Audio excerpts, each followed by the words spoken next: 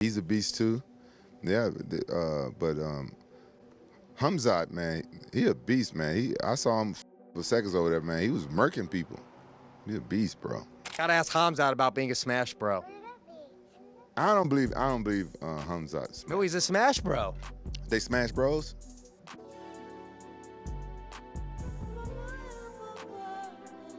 Rampage Jackson just revealed something shocking about Khamzat Chimaev's training camp. He says things aren't right behind the scenes and it could hurt Khamzat's career. But before diving into concerns about Khamzat's camp, Rampage gave him full credit as a fighter. He praised Khamzat's raw power and presence, recalling a recent moment where he saw him dominating in training. When asked who Khamzat reminded him of, Rampage didn't hesitate to respond. But instead of comparing him to a champion like John Jones, he pointed to someone completely different, Michael Bisping. He's a beast too.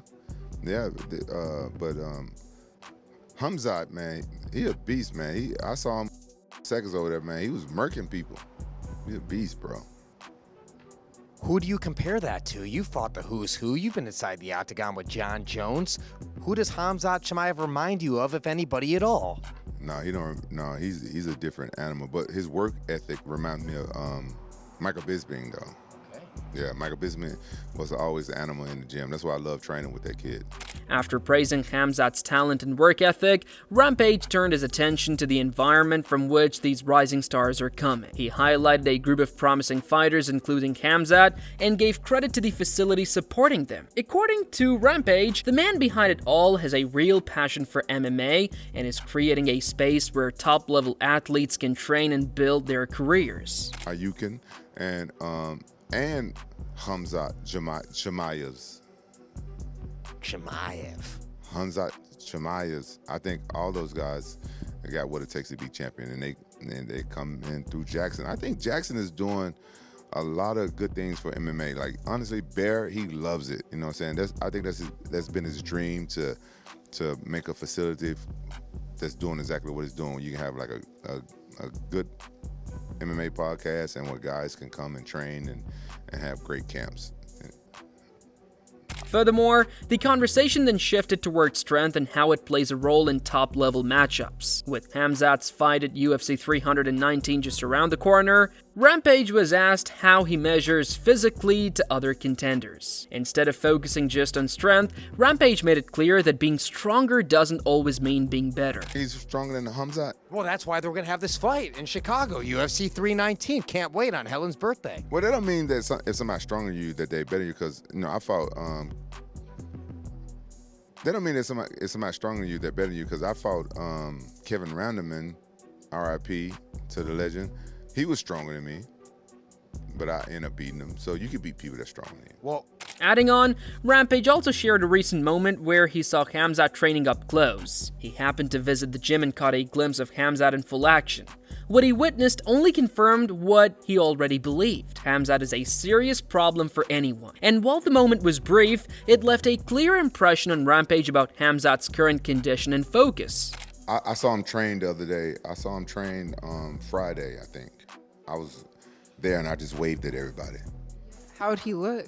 He looked good. I saw him taking somebody down. He was beating up somebody. I was like, oh man, he's looking good. Did he wave back at you? No, he didn't wave back at me. Some of his teammates and stuff did, but he was busy kicking somebody's ass. Meanwhile, Rampage was finally asked to pick a winner for the upcoming fight at UFC 319. Despite showing support for the Jackson camp, he didn't hesitate to side with Khamzat, and based on what he's seen over the years, Rampage believes Khamzat's pressure and skill will be too much, and he even gave a prediction for when it might end. Well, it's hard for me to go against anybody that's training at Jackson. You know, you gotta respect, you know what I'm saying, the camaraderie.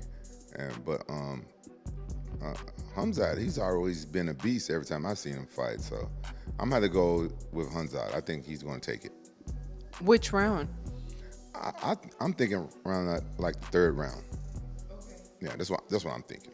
On the other side, while Rampage gave his outside perspective, Bear Digidio offered a closer look from inside Khamzat's current camp. As someone around the sessions daily, Bear broke down how the training is structured and what makes it unique. From technical drills to wrestling-heavy mornings, he explained how Khamzat's routine is built for intensity and highlighted the international team that's come together to support him during this fight prep. We'll be doing live sparring today, so technically they've been doing like a technical sparring in the morning, and then they do like a drilling and more technical sparring at night. But normally this morning session is when they let the hands fly. Khamzat loves to do wall work. He loves to kind of work on his wrestling and his technique. It's cool because he has multiple coaches helping him. Brendan Schaub's with Pat Downey kind of watching and getting like a good look of everything that's going on. Then he has the rest of his team coming in from, Switzerland and Sweden and Chechnya and Dubai. We have a pretty big squad. Adding to Bear's insight, Khamzat's jiu-jitsu coach also weighed in on the upcoming matchup. Speaking about Dricus du Plessis, he gave the South African fighter full respect for his toughness and skill, but when comparing the two, he made it clear Khamzat holds the edge in nearly every area. From wrestling to striking, he believes Khamzat is fully prepared and surrounded by the right people. Unorthodox fighters before, DDP, he is a good fighter. He has heart, he has skills, he has everything. That's why he's a champ. And he's shown that a couple of times. So, he has the skill set, But Khamzat has everything to beat him. He has better wrestling, he has better striking, he has more heart, he's stronger. He has everything, all the weapons to beat him, So Now he has his team in town. And he has his team.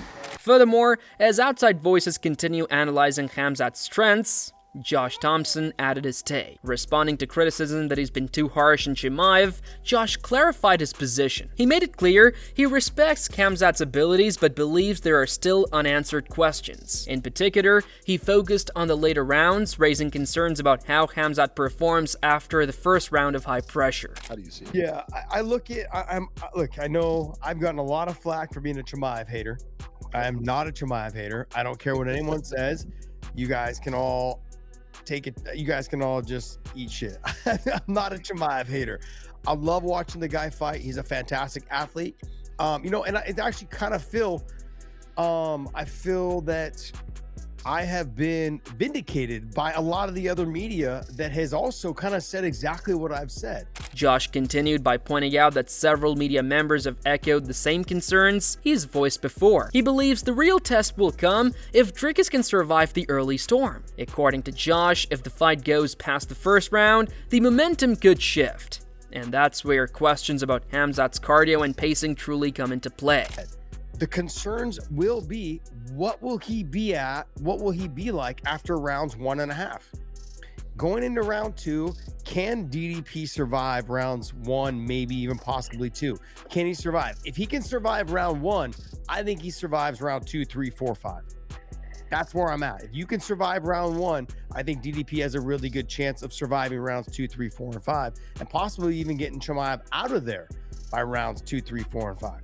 That being said, did you see, because I know the knock is his cardio, and there's been several people talking about, I've been one that has knocked him on his cardio, and a lot of that I feel also has nothing to do with him. After laying out his concerns about Khamzat's cardio, Josh revisited his opinion after seeing footage of Khamzat's recent training. The shift in tone was clear. Josh admitted that Khamzat might be better prepared than he first thought. However, he still raised an important point. Physical readiness doesn't always translate in the cage, especially with the mental and emotional pressure of a real fight.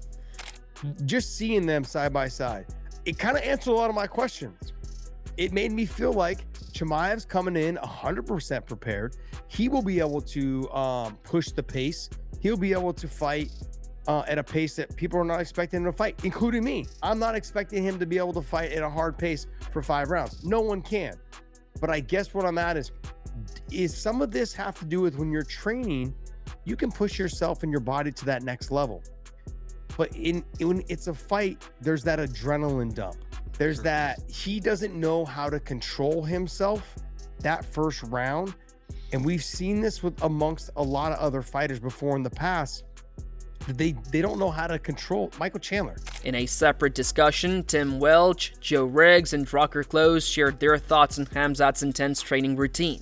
Their concern wasn't about skill, It was about how hard he pushes himself. The group questioned that if overtraining could be the real reason behind Khamzat's fight cancellations. They also brought up the controversial methods and trainers that have recently become part of his camp.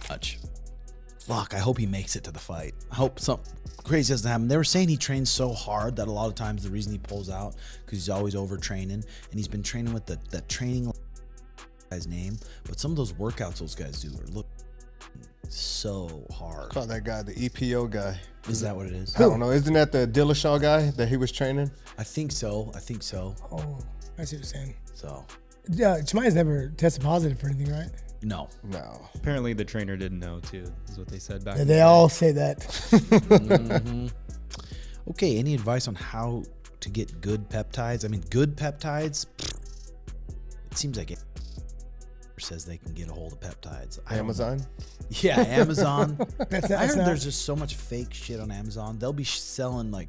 During a roundtable conversation, Tim, Regs, and Drucker began breaking down the unique challenge of fighting someone like Dricus du Plessis. According to them, DDP's unorthodox style makes him especially tricky, even for experienced pros. His awkward movement and unpredictable timing throw opponents off rhythm. DDP. I think DDP too, dude. He's awkward. Just when you're not like, when people are used to, I think like even like pros and when we spar amateurs do shit completely different. And you get hit with shit like, hey, you're not supposed to go that way, and shit happens. And I kind of see that's how DDP is. It's like he's still kind of green, but he you know brings what I mean? people to his level. To his almost level, where yeah. it's Like, oh awkward. shit, this is awkward, and then like you're already a step behind. I hate fighting guys that are awkward. That don't throw the punches don't come down the pipe. It's awkward, man. That's for sure. In DDP, he's got that big neck and those big traps. It's not going to be easy to get under that guy's chin. And the thing is, yeah, there's no way Khamzat's not coming out going. Tim, Regs, and Drucker then shifted from Dricus' style to how Khamzat might handle it. They all agreed Khamzat's never been the type to take it slow. His past fights show he brings chaos from the first second, but as they looked at Khamzat's battles with Burns and Usman, they questioned how he'd hold up in deeper rounds, especially if Dricus drags him into the later stages of the fight. And the thing is, yeah, there's no way Khamzat's not coming out going to take him out in the first round. I just don't think that would be the first time Khamzat came out there, touched gloves, and made it a tactical, I'm going to be smart with my energy. I just don't think there's any way he's going to do that. Yeah, he's fought like that his whole career. Like, yeah, you're not gonna change. You can't change it up. You know what I mean? What's the longest time that's went by without him taking a shot in a fight? I mean, Gilbert Burns and those guys, if you go rewatch that fight, that was such a goddamn sick fight, dude. Gilbert Burns took him into that third round. Kamaru took him into that third round, and Kamaru was starting to pick up the pace.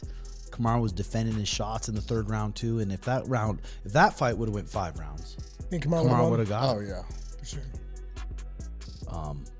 Yeah, so I mean, I think a lot of people are counting Dricus out, but I just... What's the odds for the fight? Moving on, these two fighters are known for finishing their opponents quickly and clearly. Both have strong records and rarely let fights go the distance. Coach Zahabi explains why this matchup is special and why both fighters are very dangerous. DDP's finishing everybody. Khamzat's finishing almost everybody. He didn't finish Usman, didn't finish Gilbert Burns, but he's annihilating guys. Annihilation with strikes, with submissions. Both these men are like runaway trains. When it comes to finishing, they attack, they're relentless. Their records are spotless. I always love fights where I don't know what's gonna happen. I look at the blue corner, I'm like, that guy's a killer, he's gonna beat anybody. Then I look in the red corner, I'm like, wait a second, no, that guy's a killer and he can beat absolutely anybody. And this is one of those fights. I keep looking from one corner to the other, and I have no idea who's going to win this fight. It's an absolutely insane matchup. I'm super ultra excited about this fight. But guys, I'm going to give you my pick. I didn't look at the odds makers. I don't want to see any of that. I'm telling you, I'm picking Khamzat Chimaev. I know we're going to dispute. Furthermore, Zahabi talks about how hard it is to pick a winner here. Both fighters are extremely good and could win. He feels excited but admits he's unsure who will come out on top. He shares his pick but knows many will disagree. Both fighters have the skill and killer instinct to win. And this is one of those fights. I keep looking from one corner to the other, and I have no idea who's going to win this fight. It's an absolutely insane matchup. I'm super ultra excited about this fight. But guys, I'm going to give you my pick. I didn't look at the odds makers. I didn't look at any. I don't want to see any of that.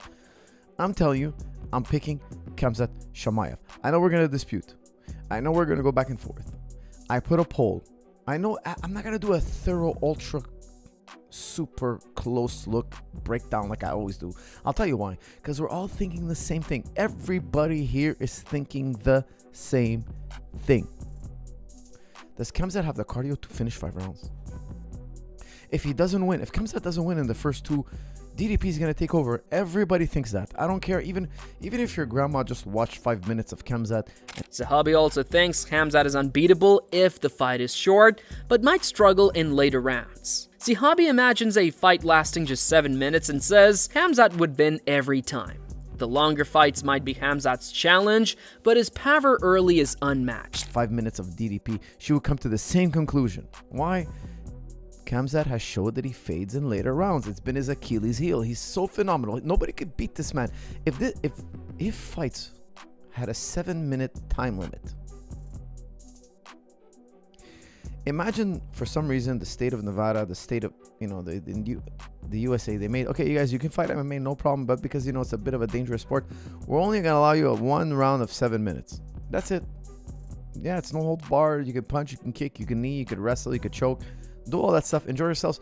But the fight is 7 minutes, not 15 minutes, not 25 minutes. No ifs, ands, or buts. That's how long the fight lasts. Let me tell you guys something. Khamzat will be world champion in 3 different weight classes, and nobody would ever beat him. If you ask anybody to fight Khamzat for 7 minutes, Khamzat's gonna come out on top in the first 7 minutes against anybody. Adding on, Chael Sonnen opens up about training intensity and improvement. He stresses that real progress comes from consistent focus sessions with top experts, not just a one-time effort. How much time and repetition it takes to see benefits remains unclear. This raises questions about how Khamzat's recent training at the elite facility might affect his performance in the upcoming fight. If you're right about that, then would him putting an emphasis at the training lab, would that make it a moot point? And that is also an unknown. I think we can agree, if you go and focus on something and you do it with the best people in the world, not a bad thing. I think that we can agree, at least under the laws of logic, it would be helpful. But I don't actually know that. And all I mean is, I don't know how long that takes. I don't know. Can I just go do something once and get better? No. Sonnen compares Khamzat's approach to that of the current champion Dricus, who might not need to change much. But change usually leads to different results, and that's risky. He wonders if Khamzat has his full team around him during this camp, or if they'll join later, which could impact his preparation. The uncertainty around his support system adds another layer to the fight's build-up. Oh. Can I do it for 1 week? So maybe 3 to 5 times? No. Could I do it multiple times a week for 3, 4, 5 weeks and get better? Yeah. 30 times. 30 days go by. You can even have rest days in there. Yes, you will see some improvement. And it also has to do with what is Dricus doing.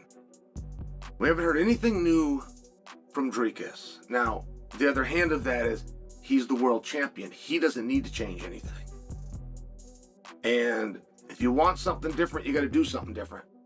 Finally, Sonnen questions if cardio is still a concern for Khamzat despite the new training with top coaches and facilities. While stamina has been a weakness before, it's unclear if this has been fully fixed. He leaves the possibility open. Maybe the improvements are real, or maybe cardio will still play a major role in fight night. But when you do something different, you can expect something different, right? I'm just sharing for you, like with Chimaev coming out here, being in a different country, did his whole team come with him? Is his crew with him? Is his head coach with him? Or did they send him for training and they'll get on a plane and they'll meet him in Chicago? Like, these are questions I don't have the answer to, but the idea of of Chimaev and Chimaev's level of cardio impacting this fight. Do you really believe that? And if you do believe it's been a problem in the past, but now that's the problem that he worked on with the greatest coach, the greatest facility, do you believe that that's still a probable issue? Rampage Jackson's recent comments have raised questions about Khamzat Chimaev's training camp, suggesting challenges behind the scenes. While Khamzat's talent and aggressive style are clear, concerns about overtraining and cardio linger. Experts like Coach Zahabi highlight Khamzat's finishing power, but also his known weakness in later rounds. Kelsonen adds that consistent training and support are crucial, yet it's unclear if Khamzat has his full team with him during camp. With mixed expert opinions and uncertainties about his reputation, the upcoming fight against Du Plessis promises to be a high-stakes, unpredictable showdown. What do you think will be the deciding factor in Khamzat's next fight? His incredible skill, his camp's training challenges, or his cardio? Drop your predictions and thoughts in the comments below.